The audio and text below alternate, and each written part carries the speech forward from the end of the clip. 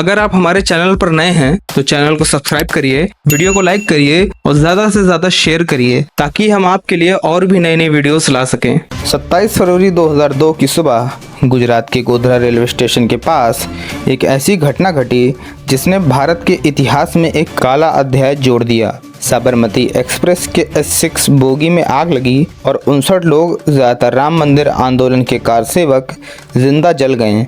यह गोधरा कांड न केवल एक त्रासदी था, इसने गुजरात में सांप्रदायिक दंगों की आग भड़काई और तत्कालीन मुख्यमंत्री नरेंद्र मोदी और उनकी पार्टी बीजेपी को राष्ट्रीय अंतर्राष्ट्रीय विवादों के केंद्र में लाकर खड़ा कर दिया। आइए इस कहानी को तथ्यों, विवादों और उस समय की पृष्ठभूमि के साथ समझते हैं। साबरमती एक्सप्रेस जो अयोध्या से अहमदाबाद जा रही थी, गोधरा स्टेशन पर रुकी। ट्रेन रुकने के बाद कारसेवकों और स्थानीय लोगों के बीच तनाव हुआ।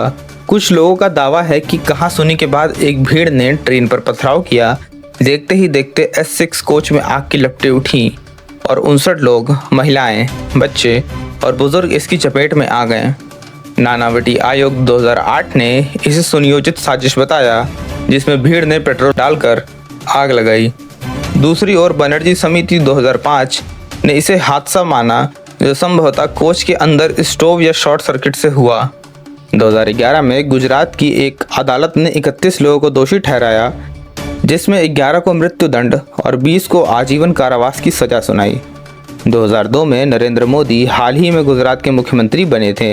7 अक्टूबर 2001 को उन्होंने यह पद संभाला था और गोधरा कांड के समय वे 24 फरवरी 2002 को पहली बार विधायक चुने गए थे। उस दिन जब वे विधानसभा में बजट सत्र में थे, उन्हें गोधरा की खबर मिली। मोदी ने तुरंत गोधरा जाने का फैसला किया।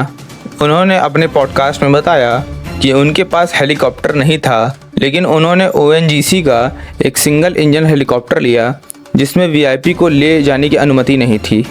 लिखित जिम्मेदारी लेकर वे गोधरा पहुंचे, स्थिति का जायजा लिया और घायलों से अस्पताल में मुलाकात की। गोधरा कांड के बाद गुजरात में भड़के दंगों में 1000 से ज़्यादा लोग मारे गए। मोदी और बीजेपी पर आरोप लगे कि उनकी सरकार दंगों को रोकने में नाकाम रही। विपक्ष और कुछ संगठनों ने दावा किया कि दंगे सुनियोजित थे और भाजपा ने सांप्रदायिक ध्रुवीकरण को बढ़ावा दिया। इन आरोपों ने मोदी की छवि को नुकसान पहुंचाया और 2005 में अमेरिका ने उनका वीज़ा रद्द कर दिया, जिसे मोदी ने अलोकतांत्रिक बताया। मोदी ने अपने साक्षात्कारों में कहा कि 2002 से पहले गुजरात में 250 से ज़्यादा बड़े दंगे हुए थे, लेकिन उनकी नीतियाँ सबका साथ सबका विकास के कारण 2002 के बाद कोई बड़ा दंगा नहीं हुआ।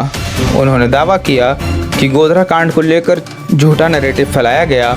न्यायपालिका ने उनकी सरकार को निर्दोष पाया और दोषियों को सज़ा दी गई।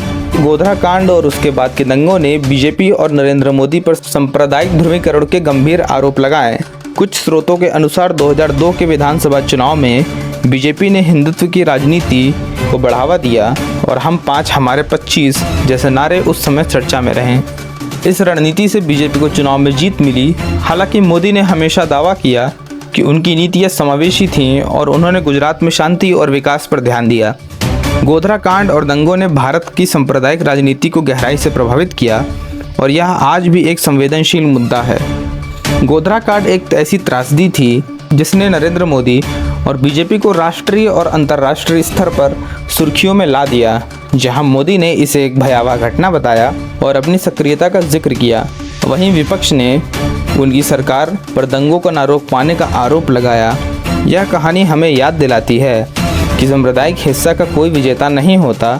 हमें तथ्यों को समझना चाहिए, अफवाहों से बचना चाहिए और शांति के लिए एकजुट होकर आगे बढ़ना चाहिए।